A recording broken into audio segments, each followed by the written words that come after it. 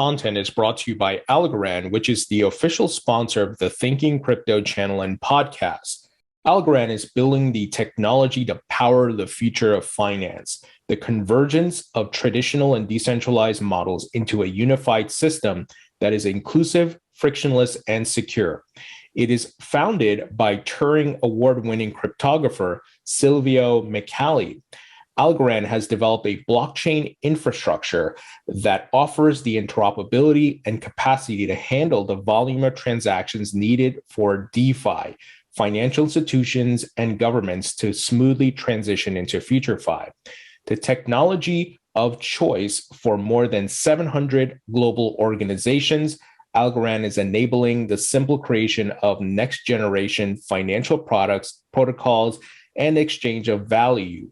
For more information, please visit algorand.com.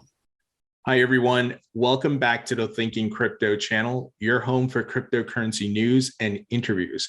With me today is Ron Hammond, who's the Director of Government Relations at the Blockchain Association. Ron, great to have you on. Thanks for having me on. I really appreciate it. Ron, I'm excited to speak with you. I follow you on Twitter. You're always providing some great insight as to what's happening in DC as it relates to crypto. And I have a lot of questions for you, but let's start with your background, where you're from, where'd you grow up? Yeah, so I'm originally from Dallas, Texas. I unfortunately don't have the accent, but I do wear the cowboy boots pretty often. So born and raised Dallas, Texas, came to actually ran a couple campaigns actually in Texas on the state Senate side. And after winning 3 of those, when I was 21, 22, I got a job offer to be here in DC for a member of Congress from Texas named Pete Olson. And then that's kind of how my DC career started. I've been here for about 7 years now, but also worked for Warren Davidson at the time, and now with the Blockchain Association, and before that Ripple as well too. So it's been quite the ride. And along the way of your career in DC, when did you discover Bitcoin or crypto, and what was your aha moment that you decided you want to go work in that industry? Yeah, so this actually all started with Warren Davidson when I worked for him. So I was, for those who may not know, Warren Davidson represents the 8th District of Ohio. And so that is the area John Boehner, who was the Speaker of the House a couple of years ago, that's what he used to represent. So when he retired, Warren Davidson ran and won that seat. So it was a special election, so it was a little bit different timing compared to other members of Congress when they typically come in after the November's elections. So it was June of 2016, and I got brought on board. I think I was the 3rd or 4th staffer that was hired for that office, and eventually worked my way up to do the financial services policy. And for those who may or may not know, when it comes to politics in terms of committee jurisdiction, stuff like that, Warren Davidson was on the House Financial Services Committee and still is.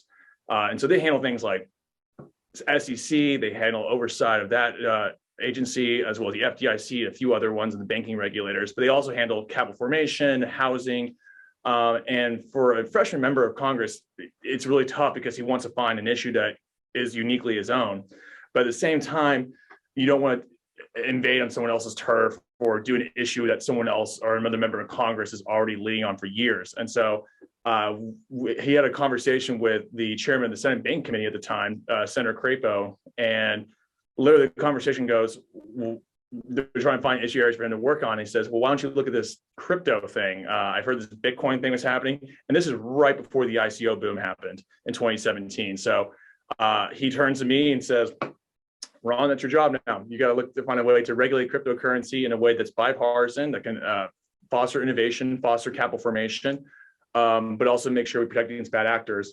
And I had heard Bitcoin at the time, as a young millennial, that's something that's very common with, but that was kind of the first time I got dived right into it. And so, so quite frankly, it wasn't more of the industry itself, it's more just the policy. And that was just brand new territory that no one has ever crossed before, let alone do it bipartisanly. So that was really exciting. That's kind of where I first got into it.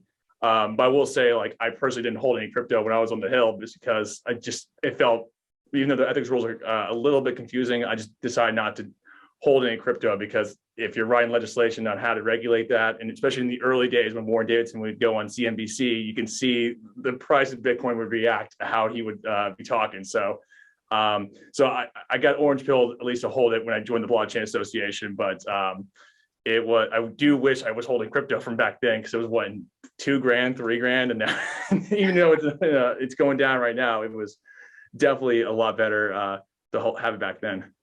For sure. So it's like you got thrown into the fire there with this brand new asset class, this new disruptive technology. Ron, go figure it out. Pretty much. It was, it's daunting too. But the good thing is that, and this really speaks to the industry, and I think that's why we've been successful so far. It's just, there was a huge desire from folks in the industry, especially again, all the good actors who wanted to come in and wanted to have conversations and were eagerly engaging. And unlike a lot of the, sometimes other organizations where they just focus on the member of Congress, these folks in the space early on, whether it be Marco Santori from Kraken now, but beforehand he was elsewhere, Georgia Quinn, Kristen Smith, obviously, Jerry Brito from Coin Center, they all focus on the staff level, and they had a great connections with myself as well as some of my colleagues in other offices. And so having the direct engagement was huge. And that's actually, I think, why they've been so successful, because they realize, at least the younger staffers, the ones who are writing a lot of the legislation and who are also writing a lot of the speeches for the member of Congress, have the ability to get into this space, but also can engage really well and understand it more and be robust. So I think that's been a really good move by the industry early on, was making sure there was good staff engagement, not just like brushing the staff aside and being member of Congress only. Again, I'm biased because I'm a former staffer, but at least I think that's where the success has been happening so far, and still continues to this day.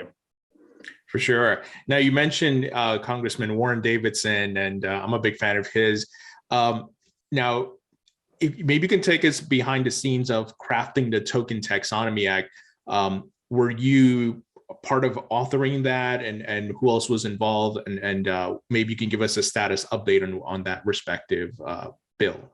Yeah, so this all started after that conversation with Chairman Crapo.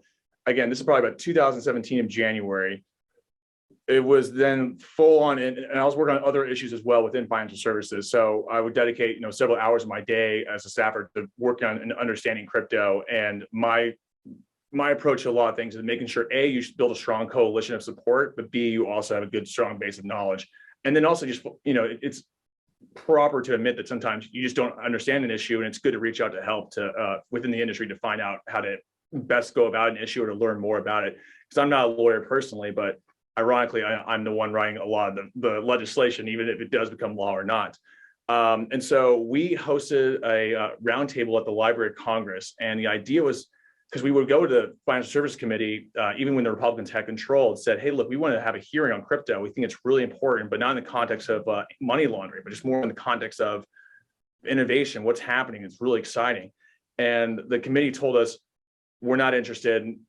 It's not going to happen. And because many times these hearings are planned out, sometimes months or even a year in advance. So the Republicans are winding down their control of the House, and they said they're not interested. And so we came up with the idea of, well, let's do our own hearing, which is pretty atypical for a member of Congress to have their own hearing. So what we did is we did kind of the opposite of a hearing. We had, instead of 4 witnesses and 30, 40 members of Congress listening, we had 4 members of Congress listening and 50 or so members of the industry listening. So CNBC live streamed it, CoinDesk covered it. It was a huge event.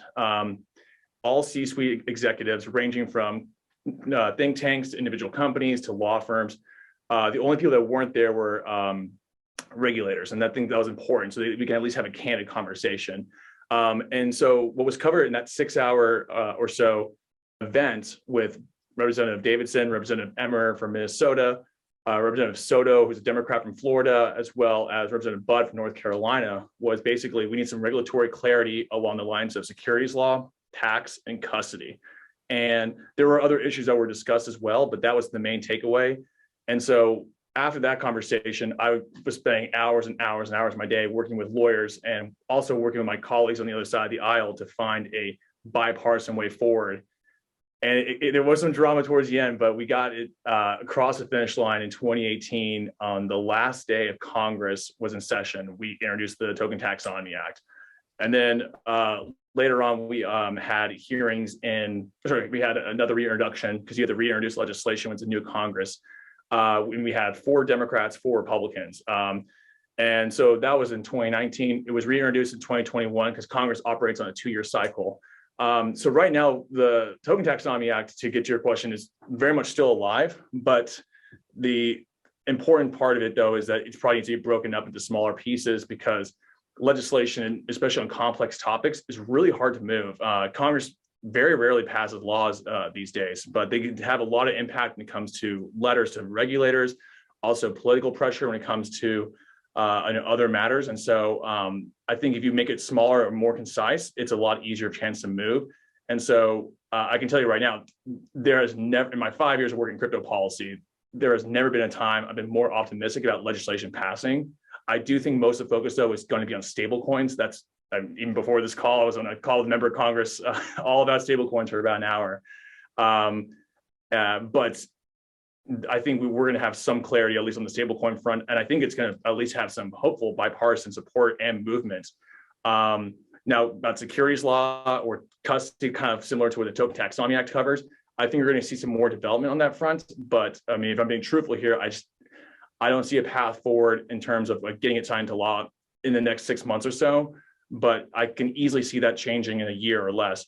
And that bill serves as a good, important marker. Is like, this is a bipartisan marker. Crypto is bipartisan. And that's kind of the main goal, is like, this is the first step, because otherwise, if you make this a partisan issue, no one wins. And so that was the main purpose of that bill, is just to start off first crypto bill, make it bipartisan, and we can kind of go forward. And we've been seeing a great movement on both sides of the aisle on this.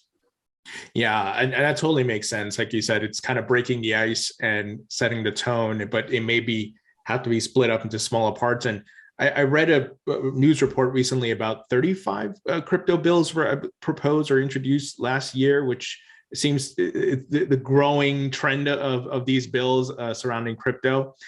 What are your thoughts on what the Fed Chair Jerome Powell said yesterday, that I thought it was positive? Stable coins from the private sector can coexist with a digital dollar CBDC. Doesn't seem like they want to kill stable coins, but just regulate it to a certain degree. Yeah, and I think so. He's made a couple of important points. So the 3 points that Powell has said before, or in that hearing yesterday, was a CBDC needs congressional approval. And as someone who's worked in Congress, I can tell you that takes a lot. Because Congress, like I mentioned, is really slow to pass legislation, for both good and for bad. On top of that, we saw that a CBDC can exist alongside stablecoins. And I've been chatting with the folks over at the Boston Fed. I've been chatting with folks over in Congress. And that seems to be the consensus here, is that it can't be a Highlander status that there could only be one. It's actually the opposite. That both can exist, and both can actually probably work interoperability with each other down the road. So, and that's been really exciting. Now, again, the issue, though, is obviously there is some partisanship a little bit with this, especially around issues of privacy. The Republicans especially are very concerned about that. But on the Democrat side of the aisle, they've been really more focusing on inclusion and making sure that this benefits everyone. And there is concerns about the digital divide, that there could be some who are just left out in this next iteration of the future of money in the United States. And so I think these concerns are both valid, and I think there's definitely a way we can bridge the gap. And stablecoins is definitely an answer for that, as we've seen recently. But I think it's good to, and I think folks in the industry in our conversations agree that it doesn't need to be one or the other. So I think, at least according to my friends, at least in Congress, we should be seeing some movement on the CBDC report from the Boston Fed pretty soon. And I think it's going to kick off a whole slew of hearings and more legislation, which will dominate probably most of 2022 here. Is going to be stable coins and CBDCs. Got it. Tell us about the Blockchain Association, a bit of what's the mission, who are the folks participating, and some of the work you're currently doing. Yeah, so when I was on the Hill, actually, I was there. I mentioned that Library of Congress roundtable that Congressman Davidson hosted. I was actually the first public event for the Blockchain Association to tell folks, hey, we are here. We are out making an impact in crypto, and we would love to help out in any way, shape, or form. And that was really exciting. I mean, for me personally as a staffer, actually, ironically, I knew Kristen Smith, who is the executive director, before she even got into crypto or got into the Blockchain Association. Her and I, actually, we operate very, very similar, where we were waiting for a response from a certain Senate office. And after several emails where I wasn't getting a response back, I decided as a staffer just to go over to the Senate and just barge in the door and just kind of ask to see the staffer, because I wasn't getting a response. And sometimes that's important. And at least when I was doing some, the bill I was working on was still in financial services, not crypto related, but it was important for me to get the response. So I waited in the lobby for the Senate office for about an hour, and I was waiting next to a woman who was also, I later found out, was waiting to talk to the same exact staffer. And she also didn't get a response. And she thought the best way for her to get a response was to go in herself. And so we became friends, and lo and behold, that was Kristen Smith. And then she's running the Blockchain Association. And what was really, really good, and I thought distinguished her from other groups, was that they were really good about bringing folks in and listening, but also bringing the experts in to weigh in when it was necessary. So I didn't have to hear the whole spiel of like crypto is going to change the world, blah blah. It's like, yes, I'm already in, but I want to make sure this is right, and I think it's important to make sure we get the subject matter right, because this is like the first step. And they did a really good job bringing some very talented lawyers to the table who were very candid in their approach, but also, it was a give and take situation. I wasn't going to listen to take everything they said. I was also listening to other good groups like Coin Center on this issue. And it was really, really helpful. So it was a no brainer for me after I left the Hill to join the Blockchain Association, just because that was, in my view, the best group to work with on legislation. And they were very much keen to what was going on in the industry. And they represent so many different folks that if I had a question on variety of issues, whether again custody, securities law, tax, they would find the right person for me. To level set here, we represent now 70 companies. We've grown massively over the past year, ranging from NFTs to gaming to stablecoins to exchanges, all the major players for the most part in crypto that you may have heard of: Kraken, eToro, Dapper, Tayson, Terra, there's a Trust Token, there's so many other ones out there, Stellar. So we've had a lot of companies in the space that we represent, and with so many issues facing crypto on the regulatory front, it's really exciting, because one second, like this morning, I was talking to a member of Congress with Circle, and then later on, we're talking to a senator today on the Hill about NFTs. And so, it's really exciting to be in multifaceted realms rather than be, locked into one single company. Even though there's so many cool companies right now, it's really nice to be just the level set here for all of them. Yeah, absolutely. And it's great to hear of the growth and the support you're providing. So are you a nonprofit association, and how is it funded, and how can folks support who are listening? Yeah, so we are a member-driven organization. So what usually happens is these companies just, they pay us a certain fee structure. I'm not too familiar exactly the cost, but they pay a certain amount of fees, and then we in turn, lobby on their behalf. I do mostly the Republicans, although I do have a lot of Democrat friends, just because for the longest time I was the de facto crypto staffer on the Hill. It was actually me and a good friend of mine, Landon Zinda, who was with Representative Emmer's office. He's now over at Senator Toomey's office, but it was just for the longest time just the two of us working on crypto issues. And so anytime the Hill had questions on crypto, they came to me or Landon. And now it's grown to such a huge issue. It's really exciting. The entire Hill is coming to me because I'm on the industry side now. And it's really exciting to see. And I know you've had conversations with some staffers as well in Emmer's office, for example, that have been really excited to see all the great work you're doing. But for those of you who are listening, I would say, the best way to get involved in terms of just in politics and crypto is looking at things like HODL PAC, for example, or campaign contributions to members of Congress or candidates who are pro-crypto. Because truthfully, we are seeing a situation where crypto is becoming an issue in terms of why you have my vote or why you don't have my vote. And so the campaign stuff is huge. I mean, money talks in politics. Trust me, I'm as a guy who ran 3 campaigns, I know you need money to fund these operations. And we have a lot of good folks on both sides of the aisle. And you'll notice one thing, though, is that they're all young. And by young, I mean, for Congress, anyone below the age of 50. And they're excited. And so if you want to, be involved on the making policy here in DC, or at least contribute to the fact that DC can be a helpful climate for crypto, look at the members of Congress or candidates who are running for office who are pro-crypto. There's a lot of ones out there, again, on both sides of the aisle. Erica Rhodes, Matt West, there's some ones on the Democrat side. But on the Republican side, you have a lot of incumbents right now, like my old boss, Warren Davidson, Tom Emmer, Patrick McHenry, Senator Toomey, unfortunately, retiring. Senator Lummis is a great one as well. So there's a lot of good folks. And so whether, you find yourself one side of the aisle, if you prefer to support a crypto candidate on the Democrat side, there's a lot more coming. And I think it's going to be really exciting in this year, the election cycle, if we get a lot more pro-crypto candidates as well as pro-crypto or crypto questions in these debates.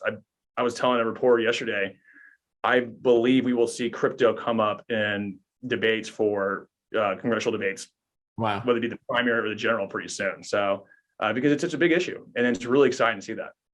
Yeah, absolutely. Now, I wonder if you can give us the state of the union on crypto regulations. There's a lot to unpack. Yes, there is. You have the infrastructure bill. You have the SEC with lawsuits against Ripple right now, Terra Luna. Also, people are asking for a Bitcoin spot ETF. They've denied some of those. But like you said, there's some good things happening. There's a good progress with people in Congress, both sides of the aisle. But give us a state of the union. Where are we at, and what you see? And I know you touch on some of it already. I cannot say this enough. It has not been this busy in the 5 years I've worked on crypto policy ever. And that's great. My phone, and even in this call, I had 3 staffers just calling. So it's been very hectic. And that's great. And that's good. And I like that. And it's not just stablecoins, but stablecoins is by far the #1 conversation topic we're having right now on the Hill. As I mentioned, again, I had a conversation on stablecoins today, about to have one in the Senate on NFTs and stablecoins. So I think stablecoins is the #1 issue right now. I think you're going to see some more legislation in this space. Some of it's going to be good. Some of it might be as positive.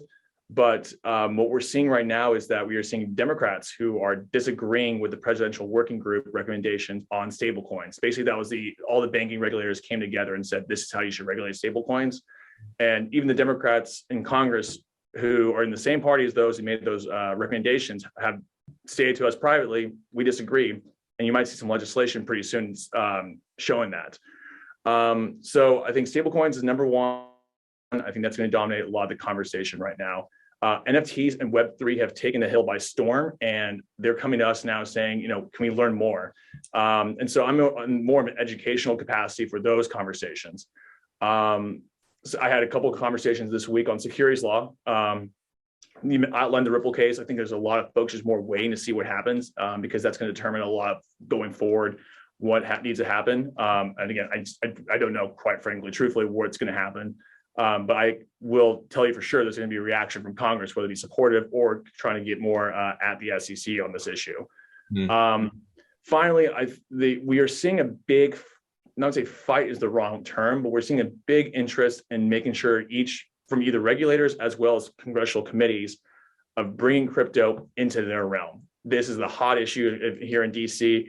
If you think about financial services policy, it's like credit unions and banks, and these aren't like fun conversations like to have like in regular life, whereas crypto, it just dominates, just more of a social element here in DC, and everyone wants a piece of it. So Energy and Commerce Committee wants a piece of this, Judiciary wants a piece of this, and banking wants a piece of this, everyone, and then OCC, FDIC, SEC, CFTC, FTC. So we're having all these regulators, all these folks wanting in, and we are using this as not a bad sign, but more as a good sign. I know folks here think, regulation is bad, but here's the upside though, is that you create this clarity, or you get some, at least folks know in the legal departments who they have to talk to comply with, laws and regulations. That's huge. And they at least know they can move and keep their businesses here and operate in the accordance of the law. So we are using this interest as a huge opportunity. But again, truly, I'll have to say, it has not been this busy in a long time. And I remember for the longest time when I was on the Hill, when CNBC would cover crypto once a month, I got really excited. And now it's just, there's a whole hour dedicated to it. So the mainstream narrative has really dominated here in DC, and it's just catching up. Are the folks, in DC, are they awakening to the fact that, look, this is the second version of the internet, if you want to call it that, where so many jobs could be created, could impact the economy significantly. And we don't want businesses to leave the United States. We want them to stay here. And obviously, look, tax revenue can be generated, right? Are they aware of this? Because it seems like sometimes they're not, and they and maybe it's the education part that needs to come in, like, hey, this is going to create more jobs and things like that? Yeah, so I think it depends on the office you're talking to. And I think I make it a personal point to try to watch every single hearing in financial services when I was on the Hill, and as much as I can off the Hill, as well as Senate banking and a few others, just to understand the personality behind each member, because each member is different. You just can't talk to all Republicans like the same, and vice versa for the Democrats.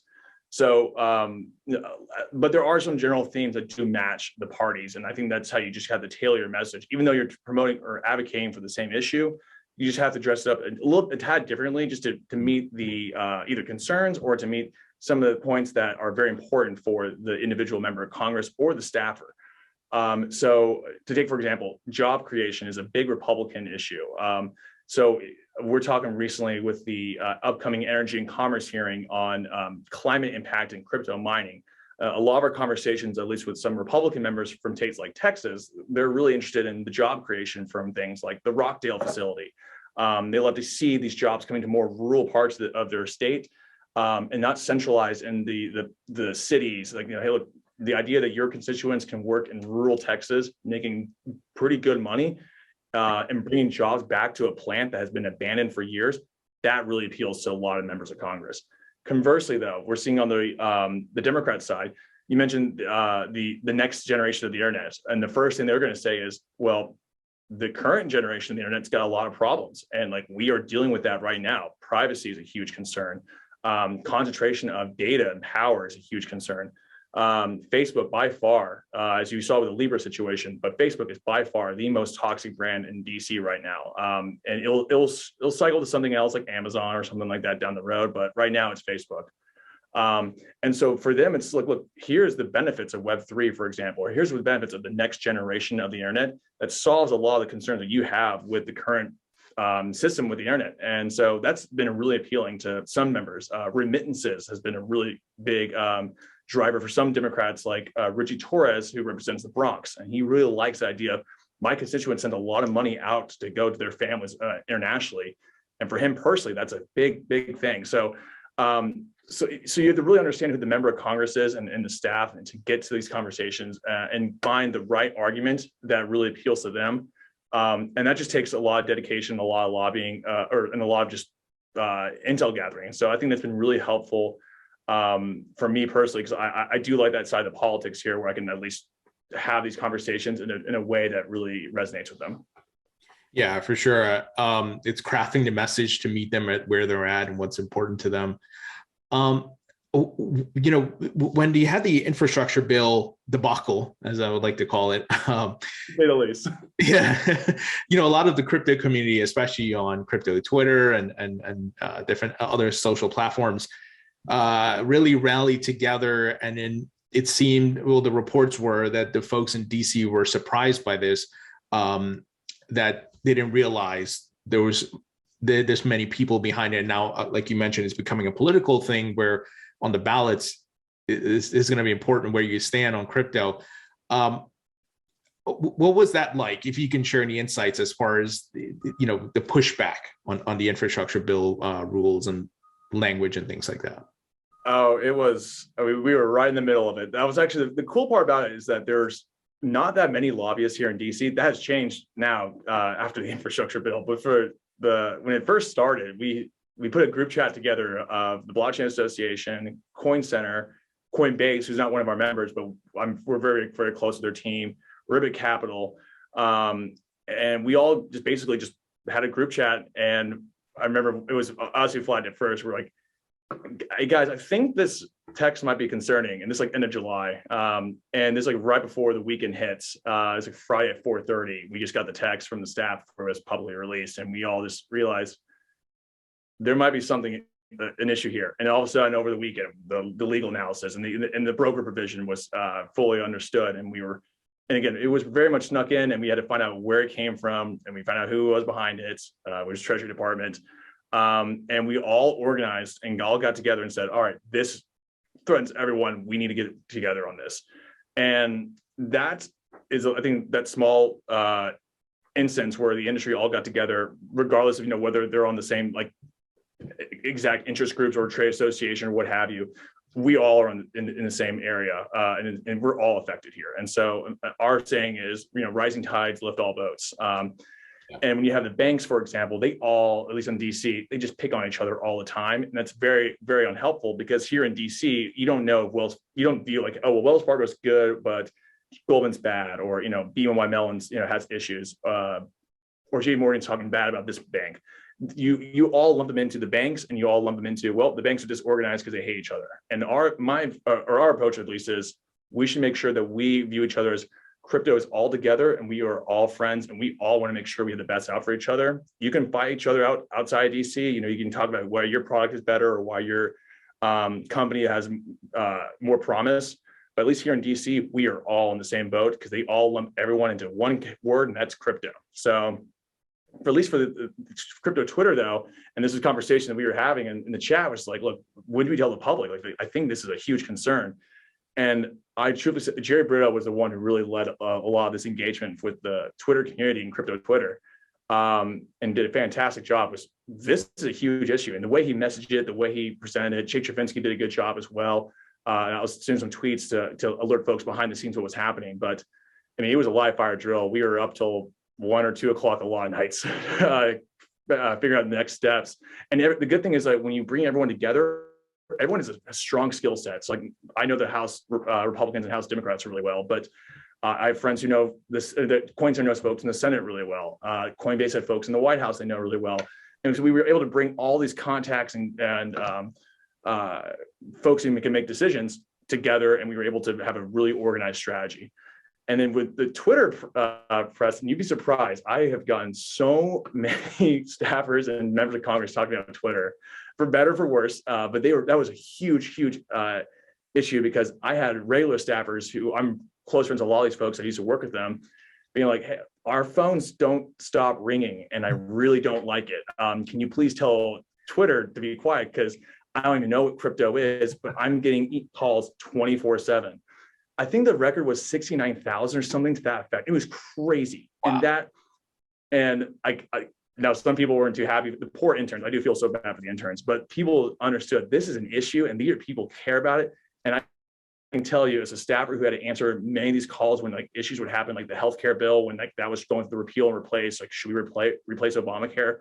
The phones did not stop, but crypto, I think, did way more blowing the phones. And that's definitely resonated here in DC, that these people are mobilized. And that was really exciting. So my encouragement is keep the vitriol down, because members of Congress do check their Twitter. I mean, some of them own their own Twitter or read it all the time. So when you tag them in certain tweets, and if it's, talking bad about a regulator, demonizing someone, that's not helpful, even if they are anti-crypto. But I will say, if you engage with them on Twitter, a lot of the times it's not just the communications team that's reading it, it's the actual member, him or herself. So that's a huge, important thing. And I've actually gotten some word even from like co-sponsoring bills or co-sponsoring efforts that they say, yeah, actually it was Twitter who got me involved, because I just got tagged in all these tweets, and I now realize it's a huge issue. And so the infrastructure bill, if for those who are unaware, there's a fix in Congress right now led by Patrick McHenry as well as Tim Ryan, so a Republican and a Democrat. And even today, we just got another Democrat on board with the legislation. But there's a lot of bipartisan support on this. And we had you to thank, quite frankly, the crypto Twitter community, as well as you, Tony, for bringing awareness to this issue, because it's huge.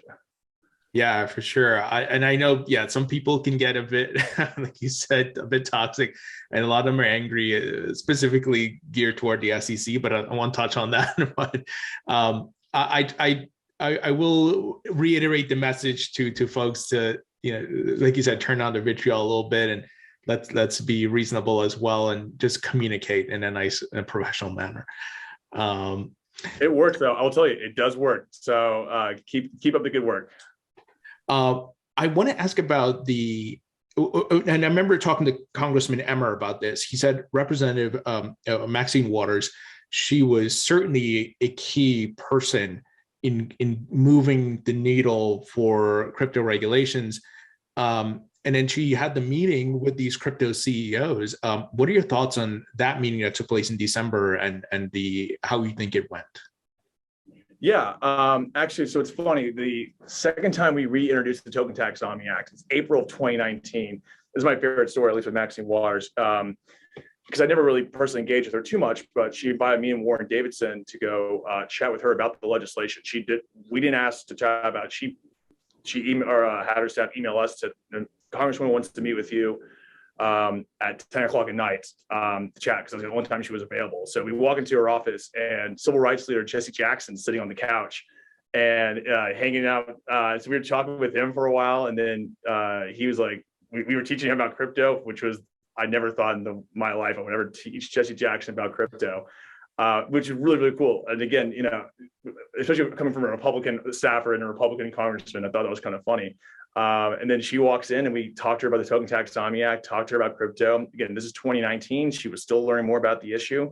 But for those who are unaware, Maxine Waters is the chairwoman of financial services. So when it comes to what hearings are happening, what bills get considered, what bills pass the committee, what bills don't, that is all concentrated in her office and her personally, because she is the chairwoman. The Republicans are in the minority, so they can be as pro crypto or they can be as pro, one bill or the other. But if you don't have bipartisan support or some Democrat buy-in, you're not going to go anywhere. You can just yell and shake your fist. So, and that's why we want to make sure this is a bipartisan effort. So, fast forward to the crypto CEO hearing, that was, at least in our opinion, was incredible. We were prepping most of the witnesses for that hearing. We got them all together to say, look, even if you are with the Blockchain Association or not, this is important. On my side, at least my day-to-day operations, I'm friends with all these staffers, so I used to work with all of them. And so, they're bouncing ideas off and well, what's a good question to ask? I want to focus on things that are important. So Anthony Gonzalez is telling us, I want to focus on Web3. Who's a good person to talk about Web3 questions? What are some good Web3 questions to ask Brian Brooks, for example? And so we were able to at least, find a way to have a good, robust dialogue. Because I will say, I'm not sure if folks remember, actually, this is probably a better example, is the Finsta comment that came from one of the senators recently in a hearing where he said, we should ban Finsta. And everyone on the internet's like, this guy has no idea what he's talking about. Finsta, you can't ban Finsta. So, and members of the Congress hate that. They call the Facebook hearing, because they have a couple of years back where members of Congress literally had no idea how Facebook worked. And they got just embarrassed in the media, and rightfully so. So now when it comes to a complex topic like this, they are now double checking to make sure they don't come off as incompetent. And that's actually, again, it's good because we use this as an opportunity to engage and educate those who may not be familiar with crypto. And I will say, especially on the Democrat side of the aisle, they asked really good questions. A lot of those came from us in terms of asking us what would be some good questions. We want to have a good dialogue to have a good policy conversation. And they really did a good job listening to the industry. Again, didn't take everything that we asked, or said that we could highlight, but it showed that this is a lot better of a committee compared to Senate banking, which is a lot more just it's CBDCs or nothing else, and screw stablecoins. That was kind of the general message on that hearing. Whereas the one in the House was bipartisan of this is really great, this is interesting. We should probably have some rules and regulations, but we as a full committee embrace this. Yeah, absolutely. A few more questions and we'll wrap it up here. What are your thoughts on how the crypto market has grown? Bitcoin is being put on the balance sheet of corporates, Tesla, MicroStrategy. I'm really happy to see mining booming in the United States, specifically in Texas. El Salvador has adopted Bitcoin as a legal tender. And then obviously you have NFTs and just the entire market just seems to be growing. The asset class is growing. What are your thoughts on that? It's exciting. I mean, here in DC, we don't really look at the markets too much in terms of what's the price today or what tokens the top 10 this week. Those conversations don't happen because conflict of interest or just because it's more financially focused. A lot more focus is on here the rules and regulations of the industry. I will say, as a personal staffer, I remember the first couple of meetings I took on the Hill before things like the Blockchain Association came in place. Actually, sorry, my first crypto meeting, I will never forget this one. The guy comes in, t-shirts and shorts. He's meeting with me and the congressman. And again, it's fine. But I would probably say in DC, you probably should dress up just because out of respect and stuff. And he was talking about how he's going to get rid of Congress and put it all on a blockchain. And this guy was really, really smart, don't get me wrong. But me and the member of Congress, me and Warren Davidson looked at each other wow, this guy is really out here. And also probably not good. Go to Congress saying, I'm going to take your job and put it on the blockchain. So it was very unpolished, very much tech heavy. And now we're seeing a lot more Wall Street folks come in, which is good and bad in terms of like just the presentation they come to Capitol Hill in DC. But at least in my experience, we have a lot more credible people coming into the industry or are already in the industry and have just kind of shaped themselves in such a way to be presentable to DC. The narrative of like screw DC or screw the SEC, like that's died down, and that's good, at least in our opinion, because the SEC is going to get involved with their, folks like it or not sometimes, and it's important to make sure that at least we have a robust dialogue of like, well, we agree with you at some points, but we disagree here, and I think here's why. So, and so I think that there's been a lot more maturing here in the industry, at least in the DC side, and that's been really felt, and I think that's why it's been such a huge hot topic issue. Real quick question on CBDCs. I don't know if you've heard any updates around the digital dollar. Obviously, China is trying to get theirs. I think there's testing in the wild, so to speak, and other countries are looking to do the same. Any updates on what you're hearing around the digital dollar? Yeah, actually, so it kind of gets a little complicated because right now the Democrats on the progressive wing of the party are embracing it to more prioritize other initiatives of theirs, most commonly called Fed accounts or postal banking. And these have been around for decades, actually. Some date back to like 1930s. But the idea, like instead of going to a post or a regional bank branch, you're just going to go into the post office. So you can get a lot of your government services done in this one central location that and many times has at least some point in rural communities and inner city communities as well. Then the Republicans are not fans of that. They're more the idea of private sector innovation and more the idea of letting government be out of the conversation. But they like the idea of faster payments, making sure that it's quick, instant settlement. That's where they're really gravitating towards. So there is some partisan landmines here that we have to be careful of. And so when the Boston Fed does release its report on a digital dollar or the CBDC, that's going to each party, the ones who aren't in depth on these issues, they're just going to grab whatever headlines they like and just bring it to their respective side and say, that's why we should do postal banking, or that's why we should do more private sector stablecoins. And I think, as we were kind of discussing earlier, there's definitely a middle ground here where both can work. And I think that's what's going to happen. But I mean, I'm just letting viewers know, this is me personally, this is kind of one of the issues that I am concerned about can turn partisan and can turn pretty vitriolic. And we want to make sure that we educate members of Congress enough on both sides of the aisle to have a good policy conversation that doesn't divert to just like, well, the Democrats believe one thing and Republicans believe the same thing, and therefore it could be one or the other only. Yeah, one thing I've been concerned about is definitely aligning with the Constitution and right to privacy, but I know that's an ongoing conversation and things are being built out. I know you got to go, so quick wrap-up questions. If you could create your own metaverse, what would the theme be about? Oh man, that's tough. I mean, I like to play video games, so I'm gonna go with, oh man, metaverse.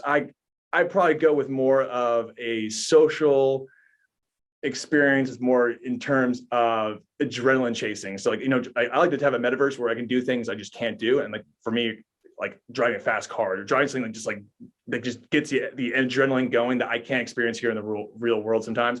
That's kind of what I would like. So that's kind of the metaverse I want to see. Now, I don't think it's going to happen right now anytime soon. But you take Grand Theft Auto, you put it in the metaverse, that'd be pretty cool, personally. But, yeah. We'll see. Some rapid fire questions. Favorite food? Yeah.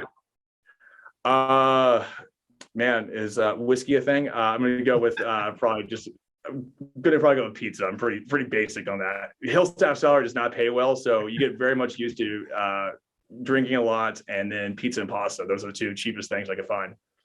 Favorite musician or band?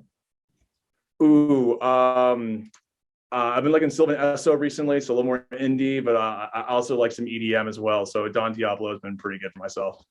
Awesome. Favorite movie? I'm a big sucker for anything that deals with space. So Interstellar probably is my favorite, but Gravity's pretty good too. Yeah, I love Interstellar. Favorite book? Ooh, that's tough. honestly, I've been more into podcasts recently, so I've been listening to Laura Shin a lot. So, and I just finished the audiobook with John Boehner. I was actually trying to see if Warren Davidson was in it. He was not, probably the best, but I just finished John Boehner's book. Very, very good. On the House is what it's called. So I listened for podcasts, Laura Shin, and then for actual books or audiobooks, is John Boehner's On the House. And finally, when you're not at the Blockchain Association, what are you doing for fun as a hobby?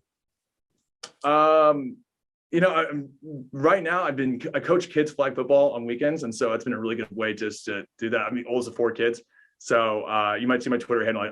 Some of the kids I coach. So I coach kindergartners. I'm actually the quarterback as well. So if you're curious, on Sundays I'm usually running for my life from a bunch of 5-year-olds, and then throwing deep bombs to the one kid you can't catch.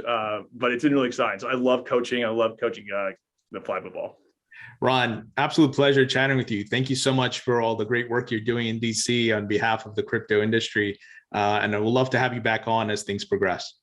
Yeah, likewise. I told Lizzie from Emmer's office that you have to personally say you've been doing a hell of a job, and she really, really appreciates that. I do as well. So you're doing a fantastic job for the industry. So keep up the great work. And if there's anything else we do to help out in DC, feel free to your listeners to DM me on Twitter or reach out to me on the email. Awesome. Thank you, Ron. Thanks, Tony. Appreciate it.